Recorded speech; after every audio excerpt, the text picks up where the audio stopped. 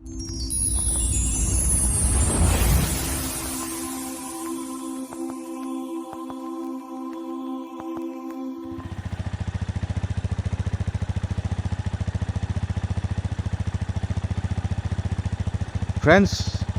এতিয়া পাইছোঁ ৰাতিপুৱা 7টা আৰু মই গৈ আছোঁ বৰ্তমান পবিতৰাৰ অভিমুখে।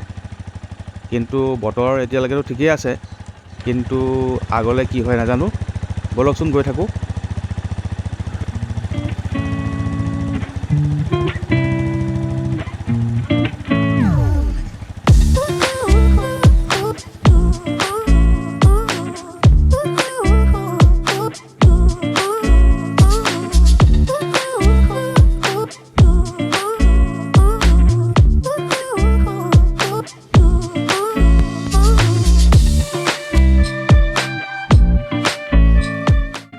এনেই এই ৰাস্তাটোত আহি ভাল লাগে, কিন্তু ইমান গৰু ছাগলী থাকে, সেইকাৰণে চলাবলৈ বৰ দিগদাৰ হয়। লাহে লাহে যাবলগীয়া হয়।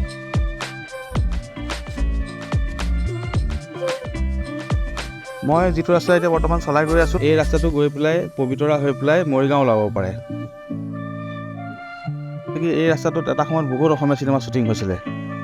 আজিকালি নাজানো হয়নে নহয়। বৰ্তমান মই এতিয়া চন্দ্ৰপুৰ পালোহি। মোৰ সন্মুখতে বিশাল ব্ৰহ্মপুত্ৰ নদী, পানী যথেষ্ট বাঢ়িছে।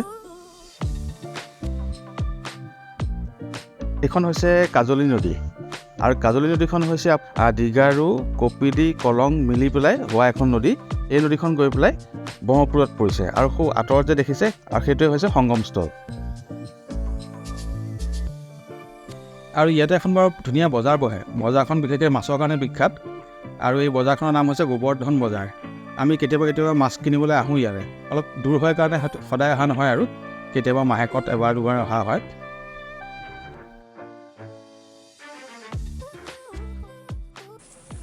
হাই friends, welcome back to the channel. কিন্তু পানী ইমান বেছি হৈছে যে জীৱ জন্তুটো বাদেই ইয়াত মানে একো দেখুৱাবলগীয়া একোৱেই নাই এতিয়া। তথাপি ৰাইজে খুব মাছ ধৰিছে ইয়াত। তাতে নদীবিলাকৰ পৰা লিংক থকা এইবোৰ যিবোৰ পথাৰ, এই পথাৰবিলাকত পানী সোমাইছে, আৰু পানী সোমোৱাৰ কাৰণে ইয়াত মাছৰ উজান উঠিছে। মানুহে খুব মাছ মাৰিছে ইয়াত। তাকে দেখুৱাওঁ আহক। এইটো মোৰ জীৱনত চাগে প্ৰথম বৰষুণত কৰা ব্লগ হ'ল। এই যে সেই আঁতৰত যে সেই মাছ ধৰি আছে, এইখিনি মানে কমিউনিটি ফিচিং, মানে সমূহীয়াভাৱে তেওঁলোকে মাছ ধৰি পেলাই ফূৰ্তিও কৰে তাৰ মাজতে।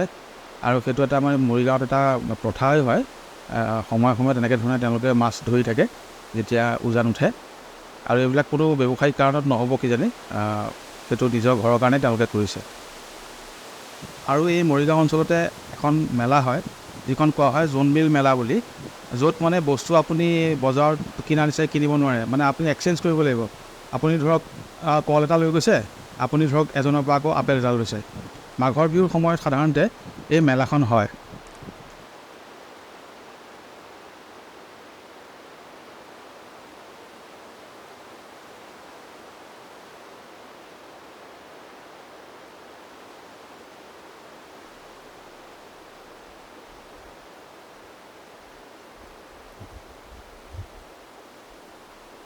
মই বৰ্তমান আছোঁ এতিয়া মায়ঙত।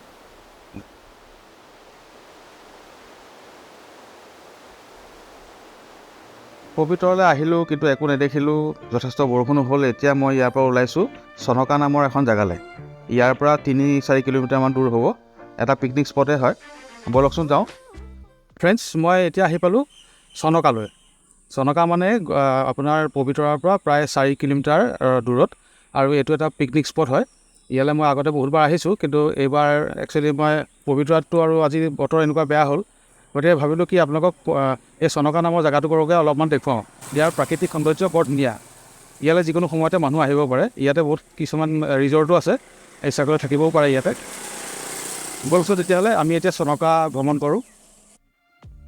মই এয়া ৰাস্তাটো দেখিছে যে, এইটো ৰাস্তা দি মই এতিয়া গৈ থাকিম, আৰু মোৰ কাষে কাষে এয়া ব্ৰহ্মপুত্ৰ নদী, আৰু এনেকৈ সেই শিলৰ ষ্ট্ৰাকচাৰবিলাক দেখিছে চাগে। ইয়াতকৈও আৰু বেলেগ বেলেগ ষ্ট্ৰাকচাৰ দেখা পাব।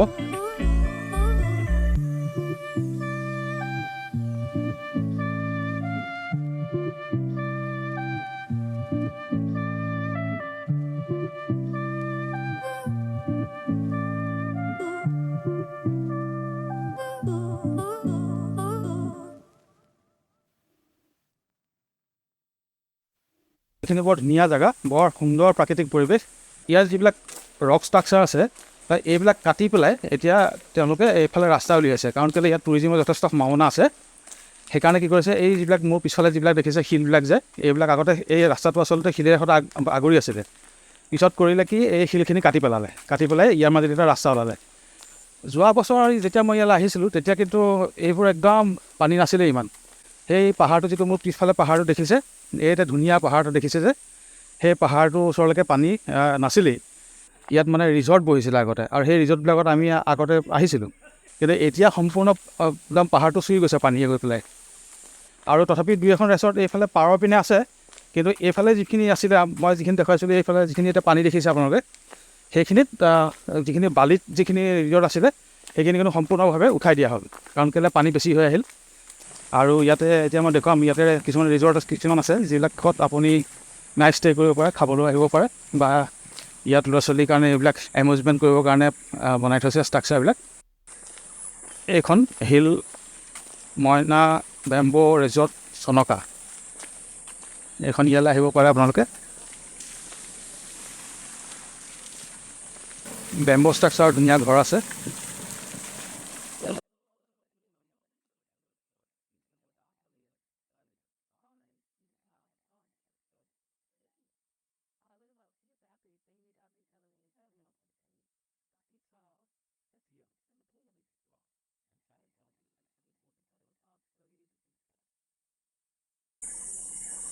বৰষুণ দিয়াৰ কাৰণে মাটিবিলাক একেবাৰে কোমল হৈ আছে, খোজকাঢ়োতে অলপ সাৱধান হ'ব লাগিব। ইয়াত এনেকৈ কিছুমান হাট কিছুমান আছে, এই হাটবিলাকত আপোনালোকে লাঞ্চ কৰিব পাৰে। ৰাতিও খোলা থাকে, ৰাতিও আহিব পাৰে।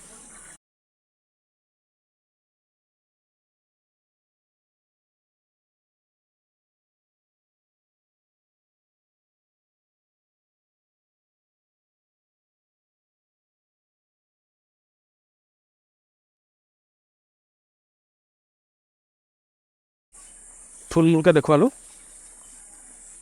ইয়ালৈ আহিবৰ কাৰণে আপোনালোকে যদি গুৱাহাটীৰ পৰা আহে, ইয়ালৈকে আপোনাৰ 40 কিলোমিটাৰ হ'ব। আৰু এই চনকালৈ আহিবৰ কাৰণে আপুনি পবিতৰা নাপালেগৈও হয়, তাৰ 3 কিলোমিটাৰ আগতে বাওঁফালে এটা ৰাস্তা ফাটি যাব, আৰু সেই ৰাস্তাটোত চাইনবোৰ্ড দেখিব, তাত লিখা থাকিব চনকা ইক' কেম্প বা এনেকুৱা ধৰণৰ চাইনবোৰ্ড দেখিব। আছাম টুৰিজিমৰ 2-এখন চাইনবোৰ্ড দেখিব। সেইফালেদি হাৰ্ডলি 3 কিলোমিটাৰমান আহিলেই আপুনি একেবাৰে ব্ৰহ্মপুত্ৰ নদীৰ কাষৰ এই চনকা গাঁওখন পাবহি। এতিয়া মানুহবিলাক ইয়াতে লাঞ্চ চাঞ্চ কৰি পেলাই ইয়াৰ পৰা ওলাইছে। আৰু ইয়াত ফ্ৰেঞ্চ শিহু ওলায়, কিন্তু শিহু মই যোৱাবাৰ দেখিছিলোঁ, এইবাৰ দেখা পাওঁ নাপাওঁ নাজানো। মই দেখুৱাওঁ, এই জেগাটোতে, মোৰ পিছফালে এই জেগাটোতে শিহু ওলায়। চাওঁচোন, তথাপি অলপমান সময় চাওঁ, যদি দেখা পাওঁ। দুটা দেখোন শিহু ওলাইছে, কিন্তু বৰ আঁতৰত আছে, ভালকৈ ধৰিব পৰা নাই। মই পাৰিলে জুম কৰোঁচোন, জুম কৰিলে হয়তো অলপ ওচৰৰ পৰা চাব পাৰোঁ নেকি। এই দুটা আৰু দেখিলোঁ দেই, ফ্ৰেণ্ডছ চাওক, এই দুটা আৰু দুটা দেখিছোঁ। এয়া বা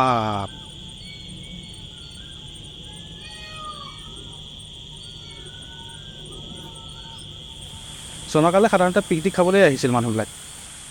পিছলে কি হ'ল, পিকনিক স্পটটো বিখ্যাত হৈ পৰিল। বিখ্যাত হোৱাৰ লগে লগে কিছুমান উদ্যমী মানুহে ইয়াত কিছুমান ৰিজৰ্ট সৰু সুৰাকৈ কিছুমান টেম্পৰেৰী ৰিজৰ্ট সাজিবলৈ ল'লে। মোৰ বন্ধু এজনৰ ইয়াতে ৰিজৰ্ট আছিলে, এই বালিত আছিল, কিন্তু বালিটো নাই, এতিয়া পূৰা পানী হৈ গ'ল। তেনেকৈ লাহে লাহে ভাল ভাল ৰিজৰ্ট খুলিবলৈ আৰম্ভ কৰিলে, আৰু মানুহ লাহে লাহে আহিবলৈ ধৰিলে। আৰু ইমান ধুনীয়া প্ৰাকৃতিক পৰিৱেশত মানুহে এসাঁজ খাবলৈ পালেও ভাল পায়, অলপমান আউটিঙো হয়। কাৰণ মহানগৰৰ ব্যস্ততাৰ মাজত কেতিয়াবা এটা দিন পৰিয়ালক লৈ ওলাই আহি ইয়াত এসাঁজ খাবলৈ পালে সকলোৱে ভাল পায়। আৰু সেইকাৰণে চনকা এতিয়া টুৰিজিম ডেভেলপমেণ্টৰ ক্ষেত্ৰত যথেষ্টখিনি আগবাঢ়িছে। মই ৰাতিপুৱা ওলাওঁতে, ৰাতিপুৱা যেতিয়া মই 6টা 6:30 ওলাইছোঁ, তেতিয়া বেছ ধুনীয়া বতৰ হৈ আছিলে। মই ভাবিছিলোঁ যে বৰষুণ যাক হয়তো নাহিব, পিছত দেখিলোঁ যে বৰষুণ যাক একেবাৰে হুৰমুৰকৈ আহিলে যেতিয়া মই পবিতৰা পালোঁহি। সেইকাৰণে পবিতৰাৰ পৰা মই ঘূৰি পেলাই চনকালৈ আহিলোঁ। এতিয়া কি ধুনীয়া ৰ'দ ওলাইছে, কিন্তু মই ৰেইনকোটটো খোলা নাই, এইটো কাৰণে খুলিবলৈ এলাহ লাগিছে। আচলতে খুলিব লাগিব। নহ'লে গৰম লাগিব আৰু এই ঠাইখনলৈ গধূলি ফুৰিবলৈ আহিবলৈ খুব ভাল লাগে খুব ধুনীয়া এটা বতাহ বৈ থাকে এনেও বতাহ বৈ থাকে যিহেতু নদীখন ওচৰতে আছে আৰু গধূলি পৰিৱেশটো অতি সুন্দৰ হয় আৰু সেইকাৰণে টুৰিজিম ডেভেলপমেণ্ট কৰিবৰ কাৰণে ইয়াত লাইট চাইটৰ ভাল ব্যৱস্থা কৰি দিছে ইয়াত চ'লাৰ পেনেল লাইট লগাইছে মেইন লাইনো দেখিছোঁ কিন্তু মেইনলি বেছিভাগ চ'লাৰতে চলিছে যিখন ৰিজৰ্ট অলপ আগতে দেখাইছিলোঁ সেইখন টোটেলি চ'লাৰ পাৱাৰ ৰিজৰ্ট হয় এইখন এখন হাবিও হয় আৰু ইয়াতে বিশেষকৈ পোৱা যায় বনৰীয়া গাহৰি বান্দৰ সৰু সুৰা ৱাইল্ড কেট চৰাই চিৰিকটি ইত্যাদি আৰু বিশেষ তেনেকুৱা ডাঙৰ হিংস্ৰ জানোৱাৰ তেনেকৈ বৰ বেছি নাই হাতী এইফালে নাই হাতী আপোনাৰ পবিতৰাৰ ফালেহে আছে এইফালে খালি সেই বেছিক যিবিলাক আৰু তো ফ্ৰেণ্ডছ আজিলৈ তেতিয়াহ'লে আপোনালোকক এৰোঁ আৰু আপোনালোকে ভিডিঅ'টো চালে ভাল লাগিল যদি ভিডিঅ'টো চাই ভাল পায় লাইক কৰিব কমেণ্ট কৰিব আৰু ছাবস্ক্ৰাইব কৰিবলৈ নাপাহৰিব বাই ফ্ৰেণ্ডছ